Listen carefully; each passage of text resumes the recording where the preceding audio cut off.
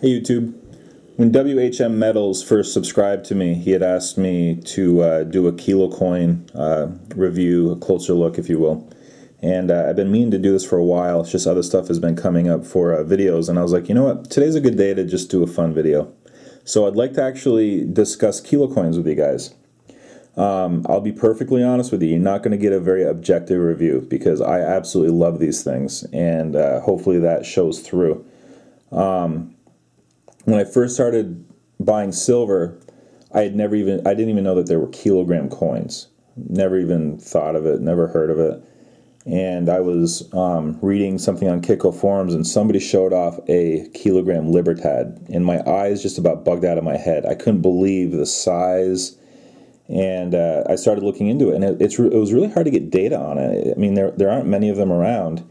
And then when I finally found one, it was like $2,600 in the wooden case. I'm like, no, I'm not spending that kind of money. So right there, the seed was planted in my head that kilogram coins have a huge premium. They're unaffordable. Don't even think about it. Well, at one point last summer, when silver dipped down to 26 and change, I was playing around on Gainesville Coins, and I checked out the Kilo Dragon. And I was like, well, let's investigate the price here. And I was shocked at the price. It was cheap. I was buying a lot of Eagles, and I usually think of premiums in terms of Eagles, right? I usually think if the premium's higher than Eagles or lower, that's usually my threshold. And I just did a little digging here for you guys, and with silver at 29.16 this morning, a year of the snake kilogram coin is $1,008. That's the bank wire price. And if I were to buy 32.15 Eagles, it'd be $1,032.68. So the Eagles would actually be $24 more than the year of the snake kilogram coin. Now, that tells me, I did the math really quick, the premium over spot for a kilogram snake is $2.21 an ounce. That's really not that bad. So, you know, one of the arguments against them is the premium. I've heard that before, and it's just simply not true. These are actually relatively inexpensive. And I got to be honest, I absolutely love the Perth Mint bullion. Too expensive to stack, right? I can't, go around just stacking koalas, cooks, and Lunar Series coins, but I certainly like to have some of them. And from this point forward, I've basically determined that I am going to buy each year that they're released a Lunar Series kilo and a koala kilo. I mean, I love the koalas too. We'll talk about mintage numbers. Now let's get a couple of the cons out of the way. Some of the downside to buying a kilo coin. And there's not many. Really, the big one is when you go to sell it, if the price of silver spikes up too high, you would have a limited pool of buyers. Okay, I mean, that's true, right? Let's say that silver was 3 times the price. Now suddenly you're selling a $3,000 chunk of silver. Okay, fair enough. Isn't that kind of a good problem to have? I mean, I'd like to say, gee, I have this really valuable asset and I'm having trouble, I have a limited pool of buyers. I mean, I don't know. It doesn't seem like a really big downside to me. I'm not saying go out and just buy kilo coins exclusively, but don't underestimate the fun factor of these things. Would you be better off buying $1,008 worth of Mercury dimes? Yes, you probably would be. Absolutely. Would $1,008 worth of Mercury dimes be as fun as this thing? I don't think so. It's really funny how, especially on YouTube lately, if silver goes down a little bit, people are laughing at you on your investment, right? Oh, you're down on your investment. Ha, ha, ha. You should have bought Netflix. Meanwhile, I mean, this is just more than an investment to me. And, nobody laughs at you for buying a new car and driving it off the lot and losing 10%. Nobody laughs at you for buying a big screen TV and having that thing worth less as soon as you plug it in. So why is it that when you buy something like this that you get so much joy out of, they want to mock you? Look at the relief on this thing. I don't know if you can really see it on video. All the details are so raised. just to give you some perspective, this is a half-ounce snake, and then this is a 1-ounce dragon. I mean, you can see the size difference. It just dwarfs it. And this is the 2-ounce. Had to borrow those from my son. And where I don't have a 5 or a 10-ounce, but where it beats it is the thickness. I mean, I know the 5 and 10-ounce are, the diameter is close. But look at the difference in thickness.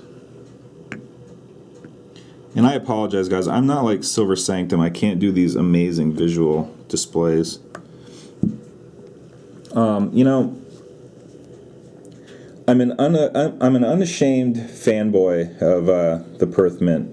I love their products, and I've just always had a soft spot for, you know, all things Australia. I even rooted for Joseph Hasham in the 2005 World Series of Poker. You know, I don't know how long I'm going to be on YouTube. You know, nothing lasts forever. I'm certainly having a blast. But, you know, when the book is written, when I sit back and reflect on my time, one of the things that I'll be very thankful for is the relationships I've formed with people halfway around the world. You know, people that I've gotten to know in Australia. Nothing that has been said or done has changed my view one iota. I've just always found them to be a very charming, happy-go-lucky people, and all of my experiences with them have been nothing but positive. And then when you throw on top of it this just amazing bullion, I mean, it's just amazing. So one of the things that when I first got it, my wife is very hard to impress. I mean, you know, we've talked about her a little bit before, but, you know, she's very day-to-day and, you know, raising the kids, and once again, my dog is dreaming in the background. You know, she's very day-to-day, caught up in the moment of just living life. And this kind of stuff doesn't really impress her that much. Well, I tell you what, when we got this in the mail and she got to look at it, well, actually it was the dragon. When we got the dragon in the mail, I mean, she had the same opinion I did. It was just like, wow. When you start hearing that $5 to mine an ounce of silver nonsense, and then you look at these coins, yeah, there's just no way that, you know, all of this, the cost to produce it's such a bargain relative to, you know, what got it here. I absolutely love it. Now let's talk about mintage numbers. I went through and dug some of them up. This koala design wasn't one of the more popular ones. I don't mind it. I like it. People say it looks like a gremlin.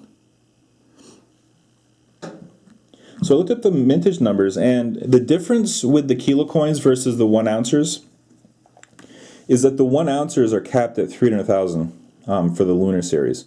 The koala's unlimited. They'll mint to demand. And let's see. So the final dragon numbers were actually 52,526. And the snake numbers now are at 11,970, although that number was as of December, or as of January rather, so that's obviously going to grow quite a bit. And the final koala mintage was 19,511. And honestly, I don't know what the collectability of these things is going to be in the future. They may be great, they may be big, but they may not be. And I honestly don't care. I really don't. I love having these. These are going to be like the cornerstone of my stack. They'll be the absolute last things I ever sell. So the kids will probably end up getting them. And if I get 2 a year, I mean, I don't know, 10 years down the road, it would be kind of cool, don't you think, to have 20 of these things? The koala, 2013 koala was only at 4,708 as of January. But again, you know, they're going to be minting these all year. And the 1-ounce koala was at 130,000. So to quote Daryl from Storage Wars, yes, I'm quoting Daryl from Storage Wars, these have the wow factor. These are just absolutely amazing coins. I love having them. The premium over spot really isn't that much, and they're just amazing coins, and I absolutely love having them. So if you ever want to scrape together the money and you're wondering, if you're asking yourself if it's worth it, I say absolutely. I say absolutely go for it. You won't be disappointed. So just kind of give you the idea there. Okay, guys, thanks.